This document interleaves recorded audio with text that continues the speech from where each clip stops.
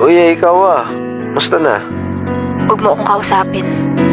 Sabi na eh. Para kagabi lang okay na kami nito eh.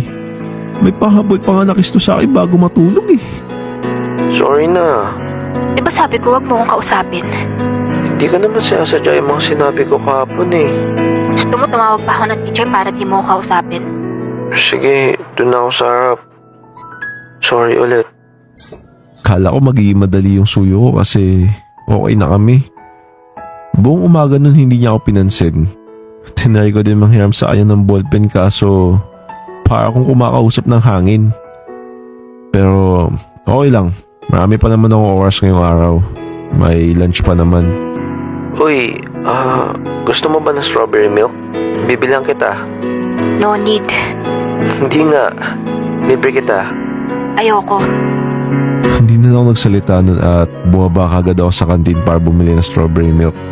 Alam mo favorite niya naman yun kaya hindi niya yun sasayangin. Pero yun lang pala yung akala ko. Uy, sorry na. Ito, nalibre ko na sa'yo. Ano yan? Strawberry milk. Alam ko. Para saan yan? Peace offering. Saksak mo sa baga mo. Sure ka? Ayaw mo? Aba, kapal naman ang mukha mo para pagbantaan pa ako. Ha? Paano kita pinagbantaan? Ano naman bakit ko kung di mo na ibibigay? Wala lang. Lagay ko na lang sa locker mo. Akin na. Binigay ko sa kanya yung inumin kasi akala ko tinatanggap niya yung peace offering ko. Binuksan niya yun pero hindi siya naglagay ng straw. Nagulat na lang ako nung bigla niyang tinapon yun sa basurahan. Medyo nasaktan ako nun kasi kalahati ng baon ko yung pinambili ko dun. Pero deserve ko naman siguro yan since nasaktan ko siya kahapon. Halos kalahati ng baon ko nagastos pa dyan na ikaw Sino ba kasi nagsabing bilhan mo ko? Diba sabi ko sa'yo, ayoko? Sige, sorry. Hindi ko na siya pinilit suyuin nun kasi ako din mismo nagtampo bigla sa kanya. Medyo lumag pa siya sa ginawa niyang yun. Nasaktan ako ng todo kaya hindi na ako nagtry siya suyuin. Hanggang sa nag-uwian na nun at galit pa rin siya sa akin habang nagtatampo naman ako sa kanya. Pag uwi ko nun, binuksan ko yung PC ko at bungad sa akin yung chat niya sa akin. Uy, laro tayo. Nakaka-stress kasi sa school eh.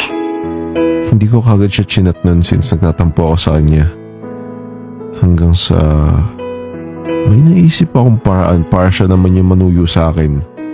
Ha? Bakit ka na naman stress sa school?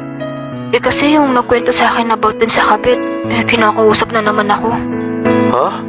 Loko yun Pinupormahan ka ba nun? Porma? Ew, never. Tinatabi ko nga yun lagi eh. Mukha lang kasing walang kaibigan at makausap. Kilala mo naman ako. Napaka-friendly ko sa tao. Akala nyo siguro kaibigan niya ako porket kinausap ko siya isang beses. Ouch! Grabe ka naman. Totoo naman eh. Dahil sa kanya nag-overthink ako kaya andidirian ko na yun habang buhay. Bakit? Ano ba name nun? May FB ba yun? Di ko alam kung may FB siya pero Jade din yung name niya. Oh, parehas pa kami ng name. Ano naman apelyido? Kasuga. Jay Kasuga? More na ba at medyo matangkad pero hindi gwapo? Oo. Bakit? Siya yung family relative ko dyan sa QC. Wait, ano? Oo. Same kasi kami na first name since magkapatid nanay namin. At sabi nila Jay daw dapat yung first name na anak nila parehas. Wait. Oh my God. Pinsan mo yun? Oo. Pero sabi mo mabait ka naman sa kanya, 'di ba? Shit. Need ko ata siyang suyuin.